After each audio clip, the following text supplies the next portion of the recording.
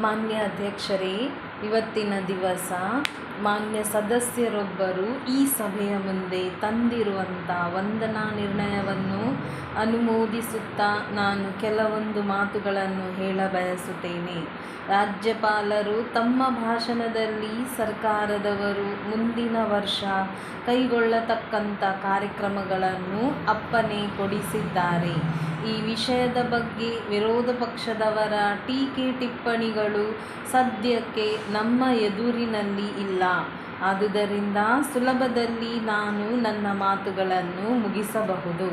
ಇವತ್ತು ಜನತೆ ಹೆಚ್ಚು ಲಕ್ಷ್ಯ ಕೊಡುತ್ತಿರುವುದು ಏನೆಂದರೆ, ನಮ್ಮ ಪಕ್ಷದ ಸರ್ಕಾರ ಅಧಿಕಾರವನ್ನು ವಹಿಸಿಕೊಂಡು ಸಾಮಾನ್ಯ ಜನತೆಗೆ ಹೇಳಿಕೊಂಡು ಬಂದಂಥ ಕಾರ್ಯಕ್ರಮಗಳನ್ನು ಈಡೇರಿಸಲು ಈ ಸರ್ಕಾರಕ್ಕೆ ಸಾಮರ್ಥ್ಯ ಇದೆಯೇ ಇಲ್ಲವೇ ಎಂದು ಜನತೆ ಒಂದು ಕಡೆ ನೋಡುತ್ತಿದೆ. ಇನ್ನೊಂದು ಬಹು ಪ್ರಾಮುಖ್ಯವಾದ ವಿಚಾರ ಏನೆಂದರೆ, ಪ್ರಕೃತಿಯ ವಿಕೋಪಕ್ಕೆ ಒಳಗಾಗಿರತಕ್ಕ ಬರಗಾಲ. ಈ ಬರಗಾಲವನ್ನು ನಮ್ಮ ಸರ್ಕಾರವು ಯಾವ ರೀತಿ ಎದುರಿಸುತ್ತಿದೆ, ಇನ್ನು ಮುಂದಿನ ತಿಂಗಳುಗಳಲ್ಲಿ ಯಾವ ರೀತಿ ಎದುರಿಸಬೇಕಾಗಿದೆ ಎನ್ನುವಂಥ ಒಂದು ಪ್ರಶ್ನೆ ಇದೆ.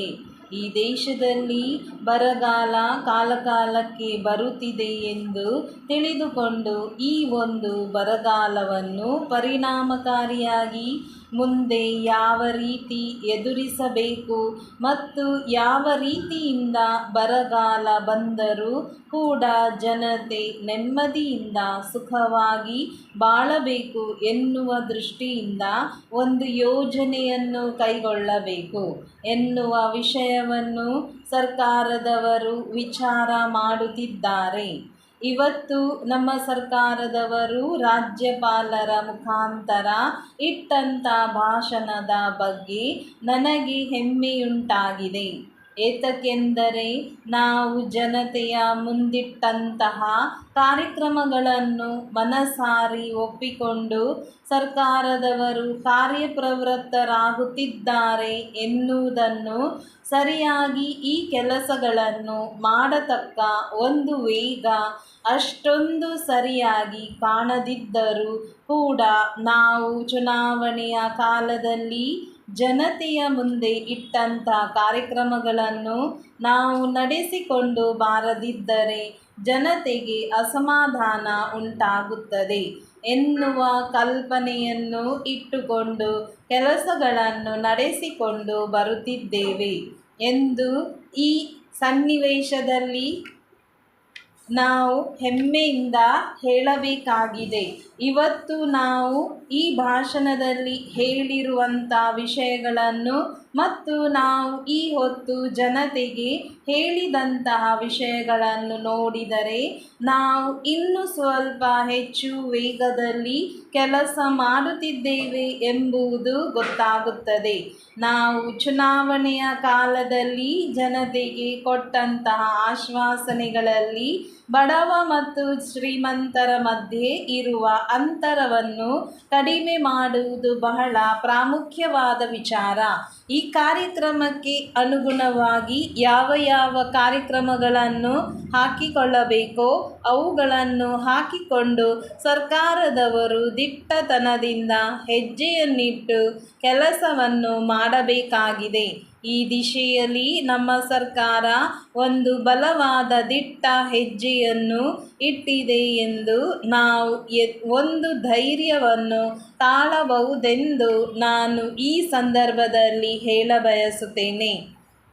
ಇನ್ನು ಪಂಚವಾರ್ಷಿಕ ಯೋಜನೆಯ ಬಗ್ಗೆ ಹೇಳಬೇಕಾದರೆ, ಹಿಂದಿನ ಸರ್ಕಾರದವರು ಎಷ್ಟೇ ಶಕ್ತಿಯುತವಾಗಿ 4 ಪಂಚವಾರ್ಷಿಕ ಯೋಜನೆಗಳನ್ನು ಹಾಕಿಕೊಂಡು ಅದರ ಮುಖಾಂತರ ಕಾರ್ಯಕ್ರಮಗಳನ್ನು ಹಾಕಿಕೊಂಡು ಕೆಲಸ ಕಾರ್ಯಗಳನ್ನು ಮಾಡಿದರೂ ಕೂಡ ಬಹುಮುಖ್ಯವಾಗಿ ಜನರ ಆಗುಹೋಗುಗಳ ಮೇಲೆ ಆಗಬೇಕಾದ ಪರಿಣಾಮ ಆಗಿಲ್ಲ.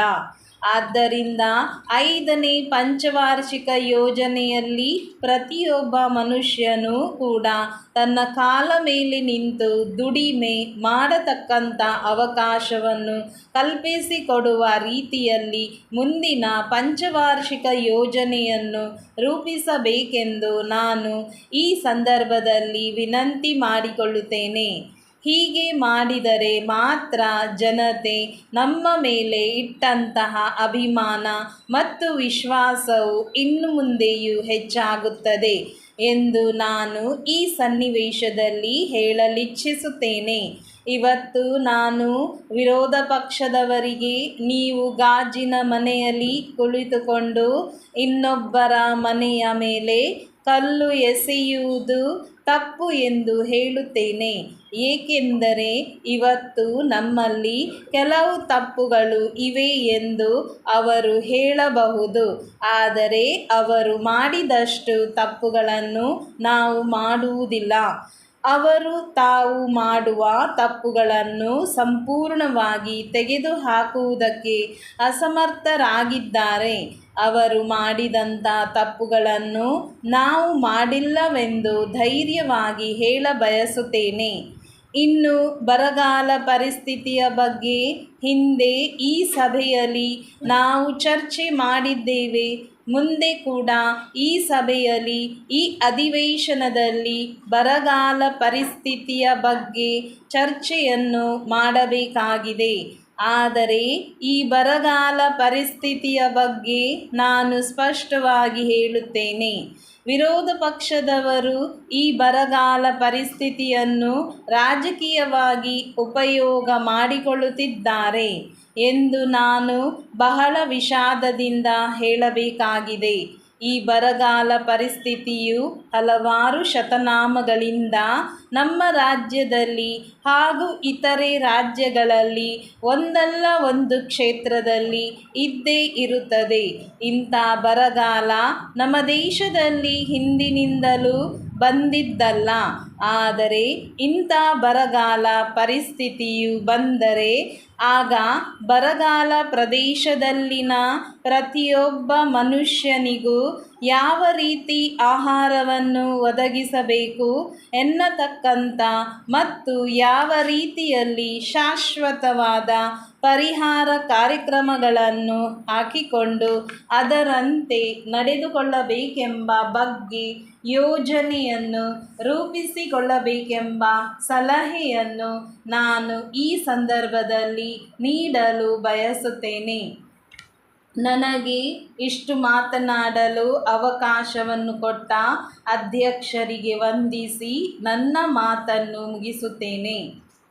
ಮಾನ್ಯರೇ, ಹಿಂದೆ ಶ್ರೀ ದೇವರಾಜ ಅರಸರ ಕಾಲದಲ್ಲಿ ಶಾಸಕರು ಪಕ್ಷಾಂತರ ಮಾಡದಂತೆ ಹಿಡಿತದಲ್ಲಿಟ್ಟುಕೊಳ್ಳಲು ಕೆಲವು ಅನಗತ್ಯ ಮಂಡಳಿಗಳನ್ನು ಮತ್ತು ನಿಗಮಗಳನ್ನು ಹುಟ್ಟುಹಾಕಿ ಅದರ ಅಧ್ಯಕ್ಷಗಿರಿಗೆ ಸಚಿವ ಸ್ಥಾನ ಸಿಗದ ಶಾಸಕರುಗಳನ್ನು ನೇಮಿಸಿ ಅವರುಗಳಿಗೆ ಸಚಿವರಿಗೆ ಇರುವಂತೆ ಕಾರು, ಬಂಗ್ಲೆ, ಭತ್ಯೆ ಮುಂತಾದ ಸವಲತ್ತುಗಳನ್ನು ಒದಗಿಸಿ ರಾಜ್ಯ ಸರ್ಕಾರದ ಬೊಕ್ಕಸಕ್ಕೆ ಹಲವು ಕೋಟಿ ರೂಪಾಯಿಗಳ ಅನಗತ್ಯ ವೆಚ್ಚವನ್ನು ಉಂಟು ಮಾಡಿದ್ದರು.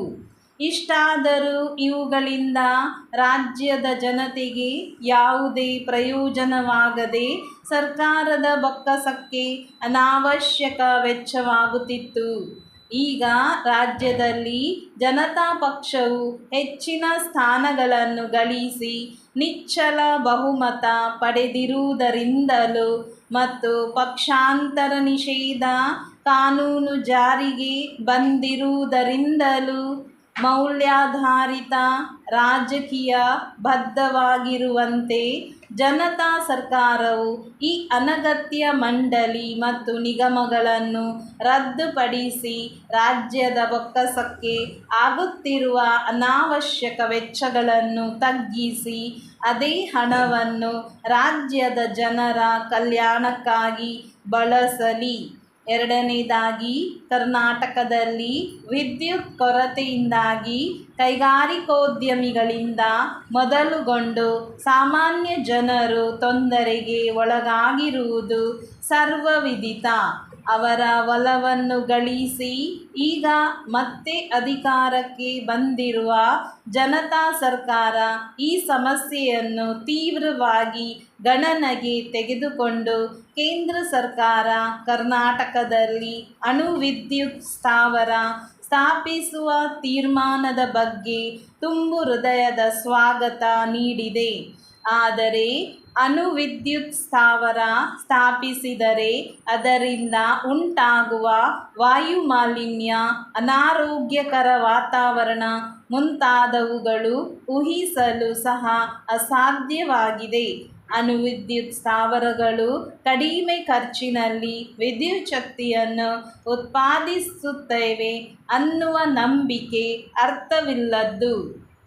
ಇದಕ್ಕಿಂತಲೂ ಹೆಚ್ಚಿನ ವಿದ್ಯುತ್ ಶಕ್ತಿಯನ್ನು ತಯಾರಿಸುವ ಸರಳ ಹಾಗೂ ಅಪಾಯವಿಲ್ಲದೆ ಅನೇಕ ವಿಧಾನಗಳನ್ನು ನಮ್ಮ ವಿಜ್ಞಾನಿಗಳು ಕಂಡುಹಿಡಿದಿದ್ದಾರೆ. ಪರಿಸರವನ್ನು ಮಾಲಿನ್ಯಗೊಳಿಸಿ ಮನುಷ್ಯ ಕುಲವನ್ನೇ ನಾಶಪಡಿಸುವ ಅಣು ವಿದ್ಯುತ್ ಸ್ಥಾವರಗಳಿಗೆ ಬದಲಾಗಿ ಪರಿಸರ ಶುದ್ಧತೆ ಕಾಪಾಡಿಕೊಂಡು ಕಡಿಮೆ ಖರ್ಚಿನಲ್ಲಿ ಹೆಚ್ಚಿನ ವಿದ್ಯುತ್ ಶಕ್ತಿಯನ್ನು ತಯಾರಿಸಲು ವಿಧಾನಗಳಾದ ಕಲ್ಲಿದ್ದಲು, ನೀರು ಮುಂತಾದ ಮೂಲಗಳಿಂದ ವಿದ್ಯುತ್ತನ್ನು ಉತ್ಪಾದಿಸುವತ್ತ ಜನತಾ ಸರ್ಕಾರ ಗಮನಹರಿಸಲೆಂದು ಆಶಿಸುತ್ತೇನೆ.